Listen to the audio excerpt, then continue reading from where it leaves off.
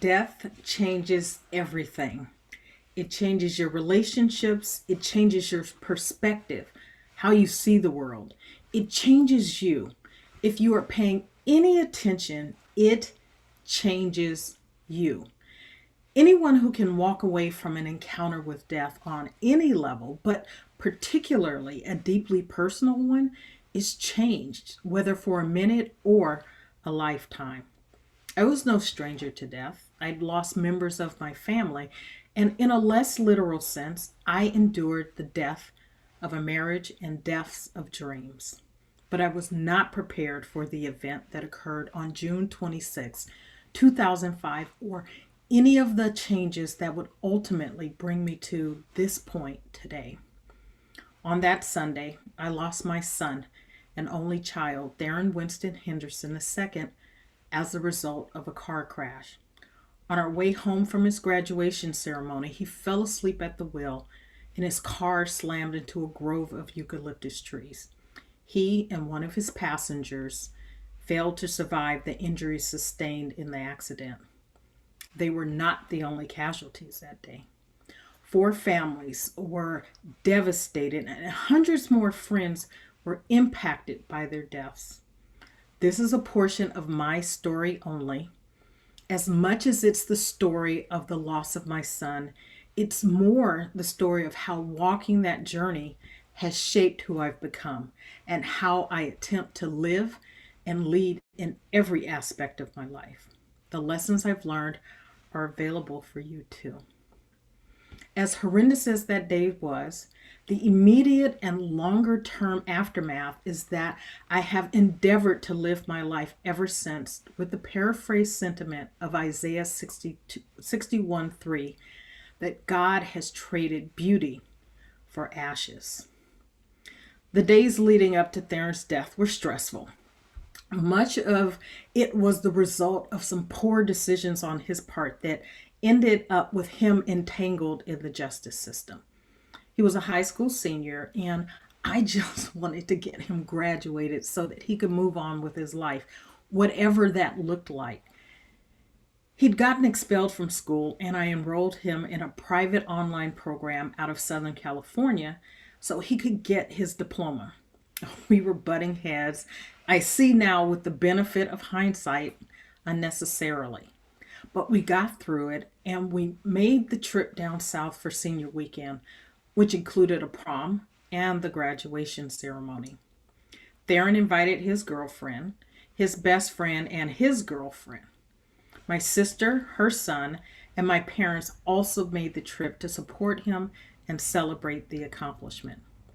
While the trip down and the weekend went well and everyone enjoyed themselves, the ride home turned dark and tragic in pretty short order. As we were driving up the California coast, just past Santa Barbara, I noticed the car my son was driving was no longer behind us. We were caravanning, and I was a passenger in my sister's car, with Theron driving his friends in the car behind us. It would be only a couple of hours later that 2 doctors came into a hospital waiting room to tell me that there was nothing more they could do and that my son had not survived his injuries. His passenger had died at the site of the crash. In the 6 or so months after Theron's death, I spent a lot of time alone. It was days on end of contemplation about the meaning of life, what I did to contribute to Theron's death, and how I would recover from this unimaginable event. What I discovered, and it wasn't exactly news, is that shit happens. And it's not what happens to us that makes or breaks us, but what we do with what happens to us. Intellectually, I understood. As tragic as losing my son was, I wasn't the first person to lose a child, and unfortunately, I would not be the last. As a mostly logical and analytical person at the time, well, I still am really, that initial approach helped me start to navigate my day-to-day. But it wasn't until I connected with my heart, got real and got vulnerable, that I was able to do more than just move on. I had to deal with my son's death, but I also needed to explore all the other experiences of my life in my effort to heal and live in a space where everything before and after Theron's death was used to live fully and give of myself to others so that they could as well. So, how has my son's death changed my outlook on life and the way I approach it? Well, there are too many to count, but I'll share this one important aspect: leadership. And more importantly, self-awareness in how I lead. I am a different person, a different leader, a better person, a better leader. How did this happen? The answer is simple. SIMPLE is an acronym and framework for you to be better so you can lead better. And it reminds you what is about you and what is about others. On the one hand, there is this aspect of my being a natural leader, or at least someone who naturally has the characteristics of those we tend to think of as good or effective leaders. But in the final analysis, it was about me choosing to be an exceptional leader. Before I ever made a decision to be a leader, and in particular an exceptional one, I consistently found myself in positions of leadership, whether in school, in clubs, and later in work. I was unaware of my leadership style, and truth be told, I didn't know that there was such a thing when I was actively seeking these opportunities. I wanted to be a leader because it benefited me. I thought I could run things better, or it was an opportunity to pad my resume or pump up my ego. It was rarely about helping others to be better or improve the team. In essence, it was about me. And that's the case with many in leadership positions. It's a pay raise or a prestigious title. It's not about looking out for, developing, or empowering those they lead. And if you're honest with yourself, you may find that's the case with you as well. So motherhood began to change that for me. Having to be responsible for someone else's well-being provides a new perspective about how we expend our energy. However, it was in the aftermath of Theron's death, when I was looking for meaning in my life, that my philosophy about life and leadership began to shift. When things are going well, it's easy to continue doing what you're doing. But when your life is going to shit, that is when you are forced to take a long, hard look in the mirror. In the early days after my divorce, when Theron was probably 2 or 3, I couldn't or wouldn't face who I was, as I was replaying the story of how I was wronged rather than focusing on my contribution and what I could control. However, through that journey and the need to rebuild my life, I began to see snippets of who I could and would become. However, I was still growing because my ego continued to be in much of what I was doing. Law school is a prime example. My number one priority was my son, but being an outstanding student was a close second. I felt I had something to prove to myself and others, and was determined to not be another statistic.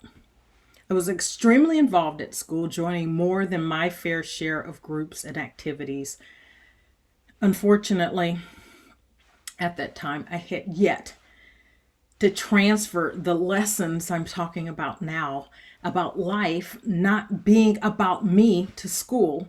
And I was hyper focused on what everything I did meant for my future. In other words, My motives were not pure. Maybe it was because I was focused on my son at home and needed something that was mine. Whatever the reason, it didn't lead me to being a great leader. Fortunately, the pieces continued to come together. And after graduation, when I went to work as a lawyer and a lobbyist, knowing nothing about what I was doing humbled me in a way that helped me stop compartmentalizing my experiences. But an incident yanked me out of my self-focused fog and thankfully laid a foundation that would allow me to not only survive my son's death, but eventually thrive. In the weeks after Theron's death, I spent a lot of time alone, avoiding people, asking questions, trying to listen for answers, trying to make sense out of the senseless, trying to let go of the pain, trying to figure out where I went wrong. And while there was no answer for the latter, what I discovered was the importance and value of self-reflection and self-awareness. I spent a lot of time journaling in addition to just praying, sitting, and listening. Listening to myself try to solve the perceived problems of my life. And a strange thing happened as I listened. I began to see that my problems were really opportunities in disguise. Combining the things I was learning about me and being open to using my gifts and talents to benefit other people cemented my path to becoming a coach and consultant with the intention of helping others. The answers are there if we'll ask and pay attention.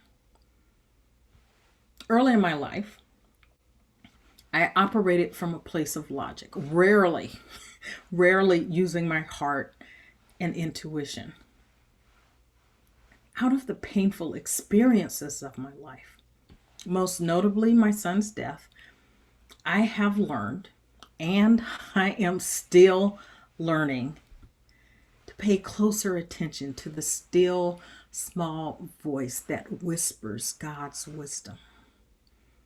It is that voice that has directed me to view my life's experiences through a lens so that I can connect the dots, not in a logical way, but a heart-centered one. The difference, logic, is about me, what I think things mean, how I think things should be, while heart is about God and my connection to the Holy Spirit, who helps me see things in the supernatural context that logic will not let me comprehend. So, what has any of this to do with leadership? In one word, everything. We are all leaders. We lead every day, whether we have been conveyed a title of authority in a company, some other entity, or not. We lead at home, in our churches, children's sports, and so on. We lead because we don't live in a vacuum. Do we necessarily lead well? No. And that is where what I've learned in the silence has taught me that leadership isn't about me, and it isn't about you either. Leadership isn't about the leader. It's about what the leader does for others, how the leader uplifts and empowers those they lead. What do you believe your purpose is as a leader?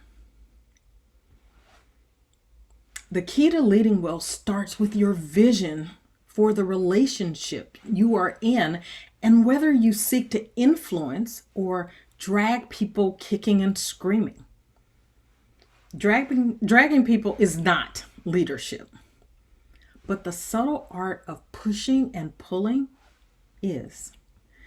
I learned pushing and pulling one afternoon when Theron was a freshman in high school. We were on our way home from school one Friday afternoon in rush hour traffic, and I started our interaction, as I had most, by saying hello and asking how his day went. As many parents will recognize, I was met with the dreaded single syllable grunt of hi.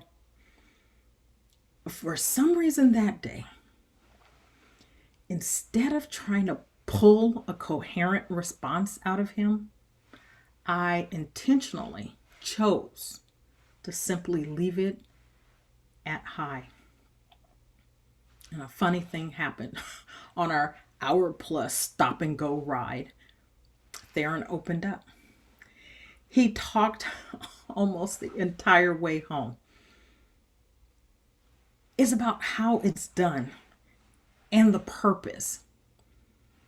So in addition to self-awareness, being intentional, and knowing the purpose of a leader, the other things I learned we need are mastery, leverage, and energy. So how do those things inform the process?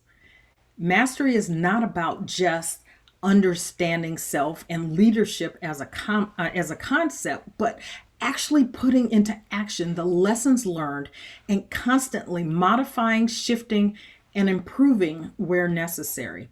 It's not enough to be a master if you fail to take action on the things you know. Leveraging everything at your disposal, lessons learned, experiences, time, people, and more. That becomes the goal of a good leader, to ensure that the shared vision is obtained.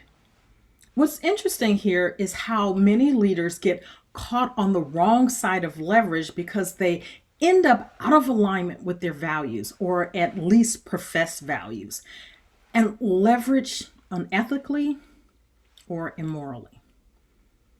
The way to avoid this goes back to understanding who you are and staying closely connected to your values. And the final piece of the puzzle, this is what I discovered on my journey: the importance of energy. You are energy. Your thoughts, feelings, behaviors are either energy itself or guided by it. When you are in relationship with others, which is leadership, right, and energetically in sync, it is easier to influence, which is also what leadership is about. I wouldn't say that I learned these simple components after my son's passing, but it was definitely in the aftermath of his death that I had the time and forethought to put the concepts together in a way that have impacted how I navigate relationships and opportunities to lead.